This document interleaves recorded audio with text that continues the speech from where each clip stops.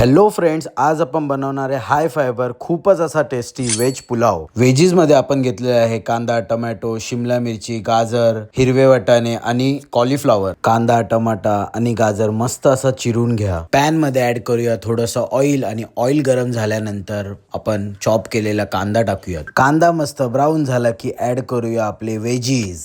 थोडंसं मीठ ऍड करून 15 मिनिटं व्हेजीजला बॉईल होऊ द्या। देन ऍड करूया मसाले। मसाल्यांशिवाय तर चव कशी येणार राव। कोणकोणते मसाले ऍड केले आहेत ते कॅप्शन मध्ये दिले आहेत। देन ऍड करूया आपला चॉप केलेला टोमॅटो आणि सर्व व्हेजीज मिक्स करून घेऊया। देन ऍड करूया बॉईल केलेला ब्राऊन राईस आणि मस्त असा मिक्स करून घ्यायचा।